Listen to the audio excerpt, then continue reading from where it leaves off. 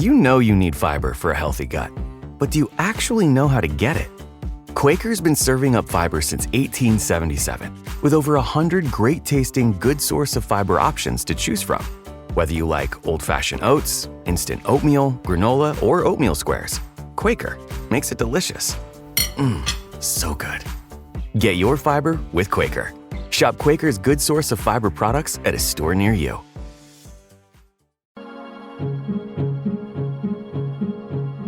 For the News and Observer, I'm Dawn Vaughan, here with Will Doran, and we're giving you the look ahead in North Carolina politics for Monday, October 11th. Usually we give you 3 big things to look for.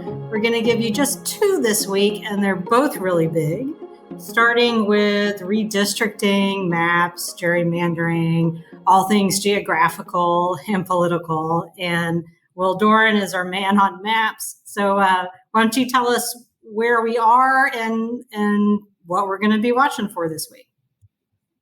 Yeah, thanks. Everyone's favorite topic, lawmakers sitting at computers and clicking voting precincts on maps and turning them different colors. Sounds boring at first, but it's actually super important. Really could go a long way towards determining the balance of power here in North Carolina for the next decade. I've been in the room with a bunch of other people watching it as it happens. Dawn, as you and I are recording this, it's already been going on for a couple of days. And by the time people are going to listen to this, it will have gone on for a few days longer. It could be wrapped up by the end of this week. But it also could stretch into next week a little bit. We just kind of have to wait and see on that. They can pretty much do whatever they want. And, we could see dozens of maps in the end that lawmakers are going to have to pick between. We could see just a few choices that they're going to be debating and trying to winnow down. And the other angle too is both the House and the Senate are doing their own different versions of maps. So they could wind up with, 2 maps each that they're mostly okay with that look pretty similar to each other. And so they say, okay, yeah, we can find a compromise here. Or they might get bogged down in fighting over people they do or don't want to protect, or areas of the state that they, do or don't want to focus on, things like that. So, there's just so many different considerations that go into this, culturally, politically, just everything you can think of. It's just really, really complicated. So it's been a lot of fun to cover. As I said, it's going to keep going on this whole week. So please, keep following our coverage of it. Because what does it actually look like? Tell people who have not been to the LOB, what this actually looks like. All right. So you take an elevator up in this office building next to the legislature, and you walk into this big cavernous room, and there's 7 people in there and sometimes more. But in the early days of it, it's been pretty small. It's usually just been kind of the top Republican leaders who are in there with kind of a small cadre of staff, and they're sitting at a computer, and they are kind of talking in hushed tones to one another, making their choices, which counties, which cities, which individual neighborhoods they want in one district versus another district. And then there's a few people kind of in the back of the room, journalists and lawyers and just interested members of the public who are there to watch. This is the first time ever that the legislature has chosen to make this process transparent and open to the public, open to the media. For most of state history, it was completely secret, that quintessential, smoke-filled backroom deal being made with all sorts of horse trading that nobody saw except for the, couple of top people. In 2019, that changed. A court actually ordered historic levels of transparency because they said that they did not trust Republicans when they had said, who drew maps or when they drew the maps or how they had drawn the maps. So the court said, no, we're going to need you guys to be more transparent with this. And so the legislature drew those maps in 2019 with a lot of transparency. We used those maps in 2020. Now we're having to redraw the maps again because the 2020 census is in, and the legislature said, actually, we kind of liked the transparency that the court made us had. And so we're going to do that again this year. So, yeah, I mean, you can just walk in and, kind of watch what's going on. And it's being live streamed online, too, for people who obviously can't make it, in the middle of a weekday to the legislature to watch them draw maps. Not exactly the kind of thing you necessarily want to take time off work for. Well, that's what we're there for, to bring you the exciting and non-exciting turn of state government. Right? Exactly. But you can live stream it if you want. It's on YouTube and it's on the legislature's website. So, people who do want to watch the maps being drawn in real time can do that. But yeah, it's, we're going to see a lot of people drawing the maps. And then it's going to come down to just fighting over probably some just like very minor details. I mean, I remember last time I covered this in 2019, Democrats were more or less fine with most of the maps that Republicans drew because they know that they can't actually change that much. I mean, because Governor Cooper is banned from vetoing it. So, Republican lawmakers, whatever they vote through is what gets passed.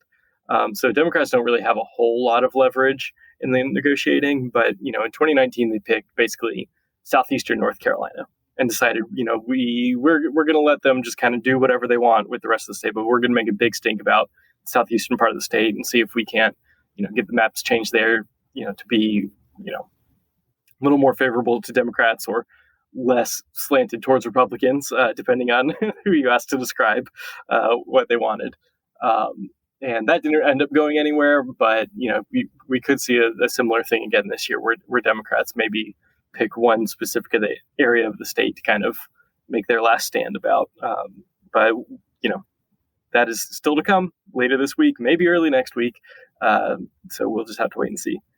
Well, speaking of Democrats and 2019 and things the governor can and can't veto, there's something else really big that's going on that has all of those things, and that would be the state budget. That was a great transition, Don. Did you like that? So what was kind of interesting, the way you were talking about the map making process being slightly more transparent. The state budget process is more opaque right now, but in a sense, it's more transparent, at least within government. If that makes any sense at all.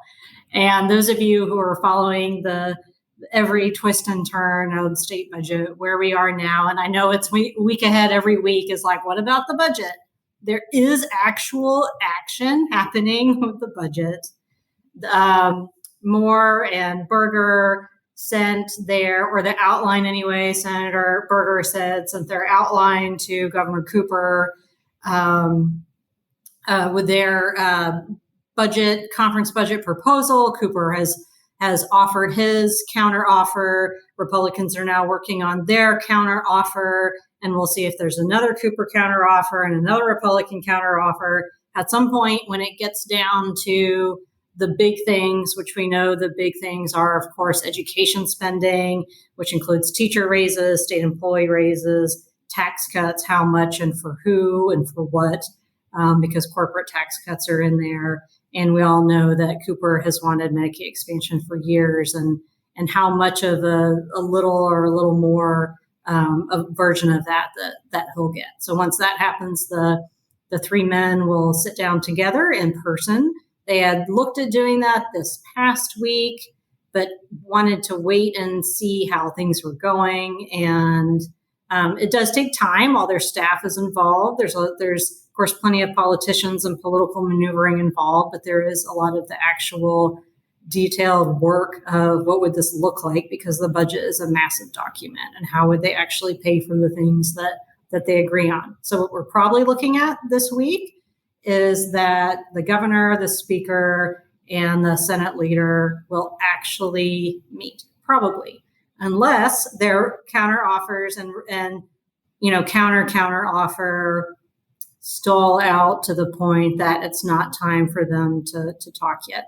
And will they talk in person once, twice, three times? We'll find out. I was just telling Will before we started recording that I cannot believe I put this in a story with the latest turn, but the longer they negotiate, and we're all impatient, people want their money, reporters want to write their stories, but the longer the negotiating takes, the more likely that our legislative and executive branches of state government will agree on a comprehensive spending plan that will actually get things done.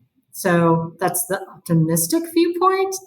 There's the plenty of pessimism. I just asked, we're recording this on Thursday. I just saw the governor in an event this morning and asked the latest budget. Like I'm. If you guys have seen that John Cusack movie from the 80s, Better Off Dead, where the paper boy comes out, where's my $2, and follows them all around. I'm like, where's the budget? Where's the budget person that pops out? And so, of course, I asked that again, and he said, they're still working on it. So, this might be our perennial look ahead of what's going to happen in the budget for a while now. So could be a week, could be a month. We don't know. But the end result, hopefully, is something that all of North Carolina will want and also be somewhat upset about because that's just how it works. Dawn, you reported, I think it was probably, a couple of months ago at this point, that even despite, the COVID shutdowns of a lot of businesses that we had in the state, we had a huge surplus here. I mean, the economy did way better than expected. And Governor Cooper actually said that he thinks that there's more than enough money to do all of the tax cuts that the Republicans want to do and some of their spending plans, or maybe all of their spending plans, plus all of the governor's spending plans in his budget, right? Am I misconstruing that? I believe that's enough money to do everything.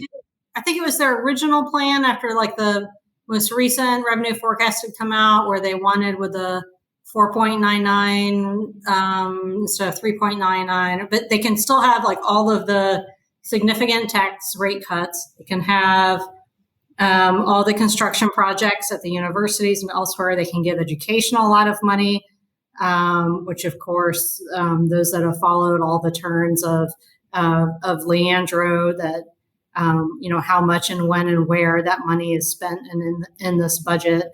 So there's enough to make everybody pretty happy. And that is that, again, that political pressure on all of them to just do it. Like that's kind of, I've said this in other ones, other podcasts too, that they can do it. They really seem genuine, Berger, Moore, and Cooper, and trying to work together. It's to their own advantage, of course, too, but also to the advantage of the state and all the state workers and everything else and all their constituents to get this taken care of. And the budget also includes a lot of COVID federal spending, too, which if the comprehensive budget doesn't happen, they'd have to run that separately. And that's just a lot more time. So as everyone will recall, there was supposed to be a big gap between the budget and redistricting. Now they're happening at the same time. So we can find our parallels. Well, do you see any other parallels between the budget process and redistricting? You mean other than the fact that like one of the top Senate budget writers is also the top Senate redistricting chairman? There you go. And that has, kind of stretched everybody a little bit thin.